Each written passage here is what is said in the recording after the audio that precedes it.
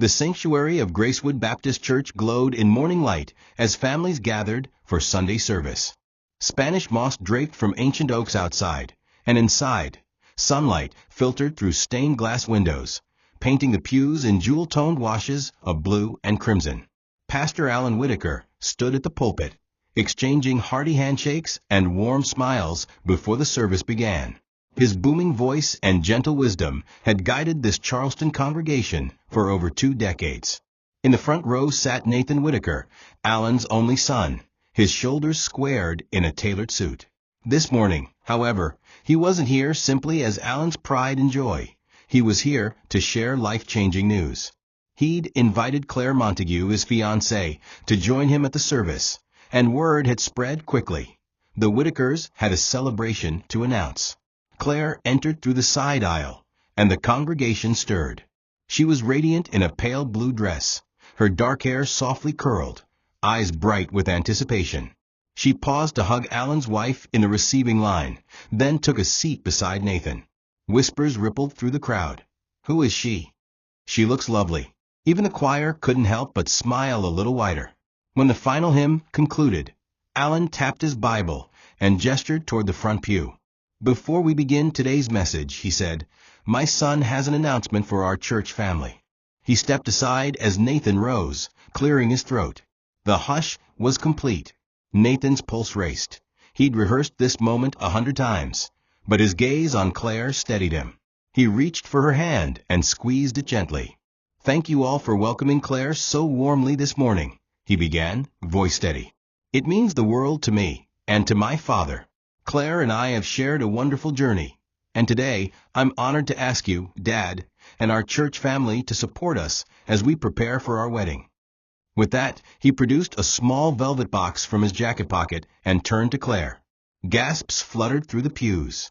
Claire's hand went to her mouth as Nathan opened the box to reveal a delicate diamond ring.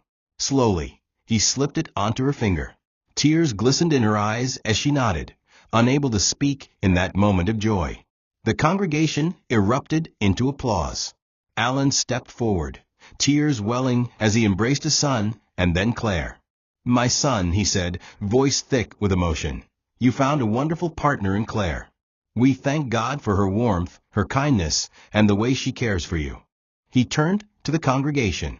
"Let us all rejoice in this happy news." As church members filed forward with hugs, handshakes, and hugs, the Whitaker home was soon abuzz with excitement. After the service, Nathan and Claire stopped by the fellowship hall, where a brunch buffet had been prepared. Neighbors raised glasses of sparkling cider. Aunt Marjorie fussed over Claire's hair. The pastor's deacons clapped Nathan on the back, offering wedding planning advice.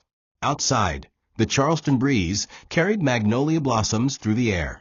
Friends and family camped on doorsteps, discussing ceremony details and reception menus. Across town, local vendors straightaway penciled in dates for florists, photographers, and caterers. The Whitakers' joyous announcement had set the entire community alight with anticipation, and set in motion events that would test the bonds of love, faith, and family in ways none could imagine.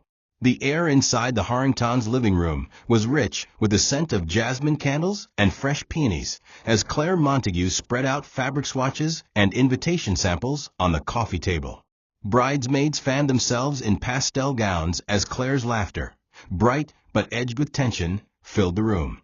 It was supposed to be fun, a celebration of love in every stitch and ribbon. Instead, every choice carried the weight of her secret. Claire glanced at Pastor Allen, who knelt on the floor arranging boutonnieres with surprising dexterity. He hummed to him as he threaded pale blue ribbons through tiny white flowers. Claire's smile faltered. If he only knew. Born Calvin Montague, she had become Claire 5 years ago. It was a transformation that had cost her half her family's affection and every trace of her former life. But with Nathan, she had finally found someone who saw her true self. He loved Claire for Claire, and her happiness felt as fragile as the tool she now draped over a chair. Her phone buzzed, a text from her maid of honor. "Historic chapel is booked. Next stop, the cake." Claire tapped a quick reply and slipped the phone into her clutch. She raised her arms as the seamstress pinned the final bustle on her rehearsal dinner dress, but her mind raced elsewhere. What if Alan finds out? What if he refuses to walk me down the aisle? When Alan straightened, brushing rose-petaled dust from his sleeves, his eyes brightened as he surveyed the table. Heavens, Claire, these colors are perfect. You'll make a stunning bride. His voice was warm, kind, exactly the affirmation she craved and feared to lose. She managed a nod. Thank you, Pastor Alan. The words felt strange on her tongue. Inside, her heart hammered. He had no idea how much she needed his blessing, even as nightmares of his discovery haunted her every quiet moment. Later that afternoon, while Nathan and the groomsmen practiced their lineup at the chapel, Alan approached Claire with a well-meaning stack of family albums. He pulled open a photo of David's mother in her wedding gown, beaming beside a dignified man in a pastor's robe. Claire's throat tightened. This was all about heritage and tradition, things she'd been taught to avoid in her previous hidden life. David's mother loved that chapel, Alan said, turning pages to show a black and white image of his own marriage. It's where I said my vows, too. I'm honored you'll marry here. He paused, eyes gentle. You're part of this family now, Claire. Claire forced a smile, her pulse thudding against her ribcage. Part of this family, but not entirely. She squeezed Alan's hand. I'm so grateful. That night, after the final guest had departed and soft jazz drifted through empty rooms, Claire stood before her mirror. She lifted the bodice of her maid of honor dress, gazed at the scars hidden beneath the lace. The reflection stared back with pleading eyes. Tomorrow, everything would change. Tomorrow, she'd walk the aisle, clutching vows that would seal her fate. Father's blessing or his wrath, she thought, adjusting a loose curl. Only God knows which. And in the hush that followed, Claire's smile wavered, the joyous facade fracturing under the weight of her unspoken truth. The rehearsal dinner at the Magnolia Room was pure Charleston charm. Soft lantern light, live jazz trio, and tables draped in seafoam green linens. Nathan and Claire led their wedding party through a champagne toast, laughter rippling across the long table. Bridesmaids offered worried smiles to Claire. Her cheeks bloomed with both excitement and nerves. Groomsmen clapped Nathan's back, teasing him about his imminent capture by the fairest bride in Charleston. Claire lifted her glass. To love, she began, voice trembling, and to tomorrow, when I promise to spend the rest of my life with the man who makes me feel like myself. Applause followed, but her heart pounded at the thought of the vows yet to come, and the secret she was racing to conceal. Nathan squeezed her hand, his eyes brimming with pride. You'll be perfect, he whispered. His reassurance grounded her. With him, she felt brave. But every joyful note of the dinner carried an undercurrent of dread. Would the morning bring welcome or rejection? Could she face it all, and face Alan's smile one more time? After the meal, guests drifted into the manicured garden, where fairy lights twisted through magnolia branches. Claire slipped behind a hedge to collect herself, inhaling the night's moist sweetness.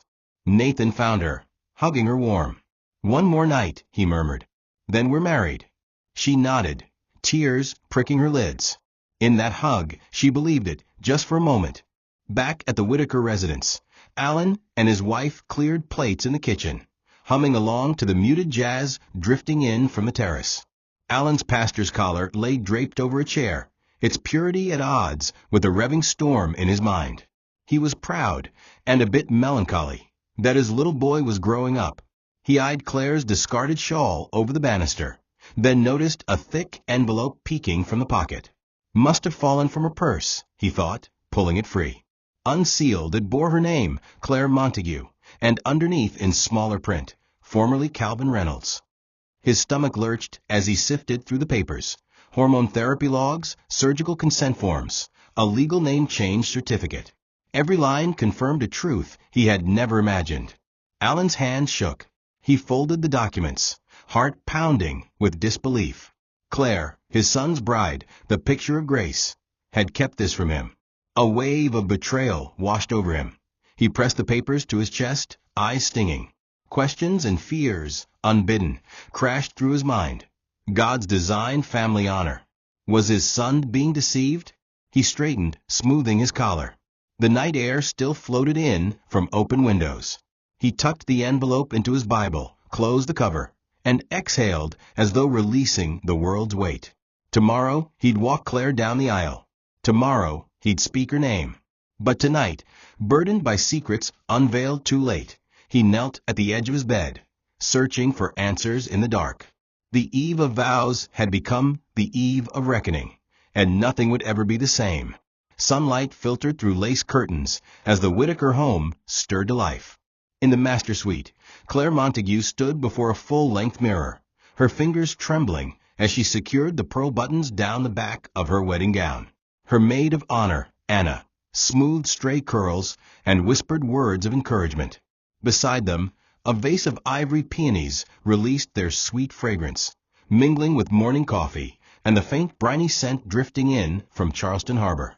Down the hall, Nathan Whitaker sat at his dressing table, straightening his tie, his reflection bright with anticipation. Today, he would marry the woman he adored. Every detail, ring in hand, vows memorized, felt preordained and perfect. He offered Claire a warm smile when she passed, and she returned it, though her heart thudded with nerves that went far beyond butterflies. Meanwhile, in the study, Pastor Allen Whitaker rehearsed his father of the bride speech. He paced between the oak bookshelf and his grandfather's desk, poring over printed notes he'd drafted the night before. "Claire, you've brought light to my son's life," he mumbled, undercutting the sincerity he intended. Wedding toasts required grace, authority, and love. In his coat pocket lay his BlackBerry, buzzing with last-minute congratulations from church elders and distant relatives. When Allen opened his Bible to look up Psalm 127 for his blessing, a folded envelope slipped out and fluttered to the floor. He paused, curious. He scooped it up and tucked it into his breast pocket alongside his notes, thinking it a misplaced program or card from the rehearsal dinner. He glanced at his watch, 10:15 a.m. Time to greet the guests. He slid on his jacket, the envelope pressing against his chest like a heartbeat. Outside, a black town car rolled up, chauffeur stepping out to help Claire's mother from the back seat. The bridesmaids gathered, petals in hand. Allen descended the staircase, adjusting his crisp collar. At the bottom, Nathan met him with a proud grin. "Dad, everything looks incredible up there," Nathan said, nodding toward the balcony overlooking the chapel grounds. Allen placed a hand on Nathan's shoulder. "Your bride will be radiant," he said, masking a tremor of unease he couldn't name. He smoothed his stroking notes and glanced down at the envelope bulging in his pocket. Must have dropped from her bag last night. He shrugged it off. After all, no time now. Outside, the white peony-lined aisle stood ready beneath the pale blue sky. Guests milled under magnolia trees, clutching fans stamped with the couple's intertwined initials. A string quartet tuned their violins. In the distance, the Atlantic shimmered silver. Pastor Allen signaled the organist. A hush fell. It was time. As the first chord of Pachelbel's canon rose, Allen took a deep breath, his Bible in one hand, his carefully crafted toast in the other, and the hidden envelope against his heart. With every step Claire would take, Allen's world would sway on the brink of revelation. The wedding morning was perfect. But beneath veils and flowers, a father's brewing storm awaited the smallest spark, and the day's joy would turn to horror before the final blessing. The soft strains of the organ swelled through Magnolia Chapel as Claire Montague took Nathan Whitaker's hand. Sunlight danced on her veil, casting prismatic sparkles across the whitewashed pews. Pastor Allen Whitaker stood tall at the altar, Bible in one hand and wedding notes in the other, unaware that in his breast pocket, concealed beneath his robe, lay the envelope bearing Claire's hidden past. "Claire," the pastor intoned, voice calm and reverent, "do you take Nathan to be your lawfully wedded husband, to have and to hold?" Claire's lips curved into a serene smile as she lifted her free hand, heart swelling with joy and terror both. Just an hour ago, she had dreamed of this moment, her father figure's blessing guiding her down the aisle. Now, as she prepared to speak that sacred vow, time itself seemed to slow. "I," Claire began, but her voice caught at the first word. Across the chancel, Alan's gaze flickered downward to the envelope bulging against his chest. His pulse thundered as he tugged at the fabric, pressing the incriminating papers closer to his heart. The pastor's sermon of love now twisted in his mind. Each promise of devotion felt like a betrayal. Claire's hand remained poised in midair. Nathan offered a gentle nod, urging her onward. The congregation leaned forward, moving as one with every word. Sunlight streamed through the stained glass, illuminating Claire's face in hues of ruby and sapphire, a portrait of radiant hope. In sickness and in health, for richer or for poorer, till death do us part. Before Claire could respond, Alan's robes rustled. In one fluid motion, he slipped the envelope aside and drew the small silver derringer he had stashed at his waist. A collective gasp rose from the guests as Pastor Alan's strong voice fractured. No more lies. He raised the pistol, voice trembling with righteous fury. The choir faltered. Chairs scraped. Nathan's eyes widened in horror as he saw the barrel pointed at Claire's heart. "Dad, no," Nathan cried, but his voice was lost beneath the crack of the shot. Time fractured. The single blast echoed through the chapel like Judgment Day's tolling bell. Claire's hand flew to her chest as she lurched forward, eyes wide with disbelief. White peonies rained from bouquets as she collapsed, her veil fanning out around her like a ghostly shroud. Nathan dropped to his knees, pulling Claire into his arms. Her lifeblood seeped through the lace of her gown, crimson blooming across the hem. Guests fled in panic, overturned pews and scattered programs carpeting the floor. A child's wail pierced the chaos. Bridesmaids screamed and rushed toward Claire, but Alan had already turned and fled through the shattered hush of the chapel doors. Outside, birds took flight in startled arcs. The rose garden's tranquility shattered as guests spilled onto the lawn, eyes filled with shock and disbelief. Nathan cradled Claire's head, tears mingling with the blood on her cheek, as the string quartet's last chord strained to echo in a world gone mad. Inside, the envelope slid from Pastor Alan's pocket to the tile floor, its truth left behind in the wake of a father's blind rage, and a wedding forever stained by one irrevocable shot. The moment the shot rang out, Pastor Alan Whitaker ceased to exist. In his place stood a man driven by panic, fury, and dread.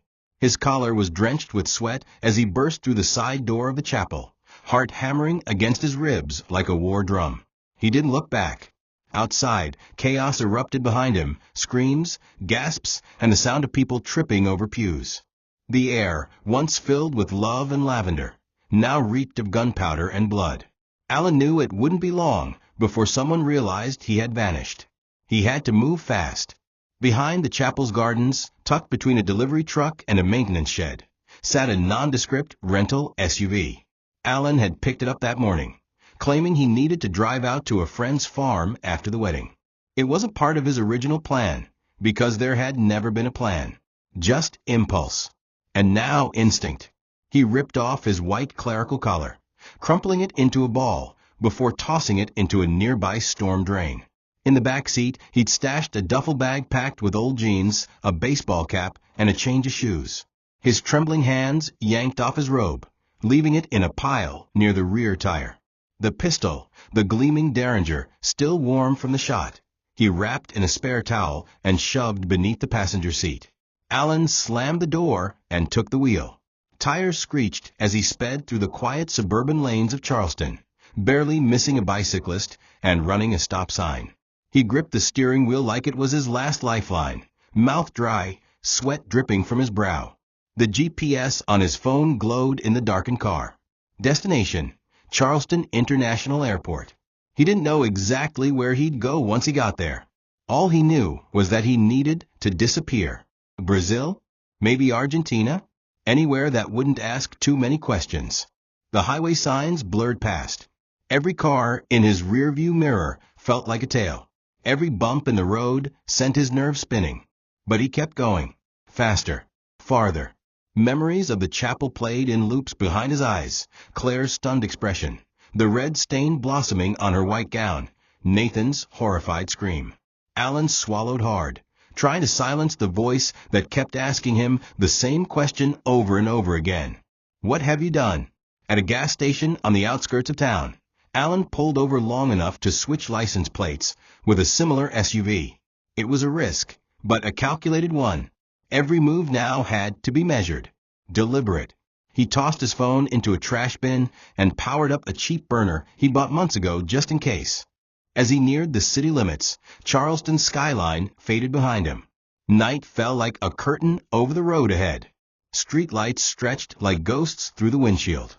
The farther he drove, the more he told himself it had to be done, that he had been the victim of deception.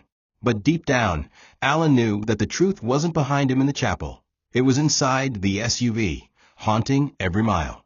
And justice was catching up fast. The roar of a jet overhead was Alan's only comfort as he pulled into the dimly lit parking garage near Charleston International Airport. His heart thudded in sync with each footstep as he approached the second rental vehicle. This one acquired under a fake name 2 days prior, Michael Raymond. He'd used a burner laptop and a stolen identity to reserve it online and picked it up through a self-serve kiosk with forged credentials. Every piece of this escape had been improvised, stitched together in a blind frenzy of guilt and delusion. But now, with the SUV locked and his real name discarded, Alan believed he was close, dangerously close, to disappearing forever. Inside the glove compartment, the burner phone blinked, one unread message. He didn't check it. He couldn't risk being distracted. Time was slipping. He checked his reflection in the rearview mirror. The once polished pastor was gone. Now, staring back was a man with bloodshot eyes, a trimmed beard he hadn't worn in decades, and a baseball cap pulled low enough to shadow most of his face. He looked tired, hollow, but almost free. Under the passenger seat lay his final card, a forged passport with the name Raymond Daniels, complete with matching credentials and a fake backstory. It wasn't flawless, but it was good enough to get him on a midnight charter flight to Nassau. From there, his plan was to vanish into the Caribbean, start anew, and leave the nightmare of Claire's bloodstained veil far behind. At the airport drop-off zone, Alan ditched the SUV and blended into the flow of late-night travelers. Rolling a small suitcase beside him, he moved with purposeful calm, mimicking the nonchalant pace of the weary and the overworked. Every TSA agent he passed made his skin crawl. Every glint of a badge sent a spike through his spine. But no one stopped him. Inside the terminal, the fluorescent lights burned his eyes as he made his way to the check-in counter for the private charter. The attendant barely looked up, scanning his passport and printing a boarding pass. It worked. It actually worked. Alan allowed himself a breath, just one. He was almost through. The gate was in sight, a new life within reach. Then came the crackle of a walkie-talkie. The moment it happened, he knew. His stomach sank like a stone. Behind him, a pair of plainclothes officers split from a security cluster. One lifted his arm. "Mr. Raymond? Sir, we need you to come with us." Alan froze. He didn't run. He didn't plead. The passport fell from his hand as if it weighed 1,000 pounds. In that instant, reality shattered around him. The crowd, the bright lights, the cold floor, all faded into white noise. He had come so close to outrunning the truth. But there it was, waiting for him at gate 12. As they placed handcuffs around his wrists, Alan finally understood. No false identity could mask the monster that had pulled a trigger in a chapel. Gate B-17 buzzed with quiet anticipation. The red-eye flight to Nassau was preparing for final boarding, passengers lining up with passports and boarding passes in hand. Alan stood among them, stoic, expressionless, the pastor's warmth drained from his eyes, replaced by a calculated hollowness. Every tick of the airport clock hammered in his ears. He was next in line. Just one more scan, one more step, one more breath. But fate had already set the stage. From behind the glossy information booth, two figures emerged. Plain clothes, calm, coordinated. They moved with silent purpose, radios crackling softly in their sleeves. Another pair flanked them from the side, subtle but swift. Alan caught the motion too late. "Alan Whitaker," one of them called out, firm, low. "Charleston PD, hands where we can see them." His boarding pass slipped from his fingers. For a split second, time froze. He didn't reach for anything, didn't speak. As officers surrounded him, the illusion of freedom crumbled in front of a dozen curious onlookers who had no idea they were witnessing the climax of a tragedy. The cuffs clicked with finality, locking not just his wrists, but every twisted choice that led to this moment. You're under arrest for the murder of Claire Montague. You have the right to remain silent. Alan's jaw clenched as the words echoed down the terminal. Flashes from cell phone cameras lit up like fireflies. He didn't look at anyone. His eyes stared ahead, glassy and far away, as if searching for the altar he had turned into a crime scene. As they escorted him away, the intercom announced, "Final call for Flight 507 to Nassau." He wouldn't be on it. Instead, Alan would return to Charleston in silence, stripped of his collar, his reputation, and his freedom. In the chapel where vows were meant to be spoken, blood had written a different scripture. And now, there would be no sermons, only a trial. This is the haunting story of how love, secrets, and prejudice collided in a moment that shattered a community. A joyous wedding turned into a national headline. A father's inability to accept his son's truth led to irreversible bloodshed. And behind it all, one question remains. How far will some go to protect their version of reality? As America grapples with identity, hate, and justice, the tragedy of Claire Montague is a reminder that behind every secret is a human being, and behind every violent act, a chain of choices. If you found this story gripping and want more true crime story like this, be sure to subscribe, like, and hit the notification bell to stay tuned. Thanks for watching, and see you in the next video.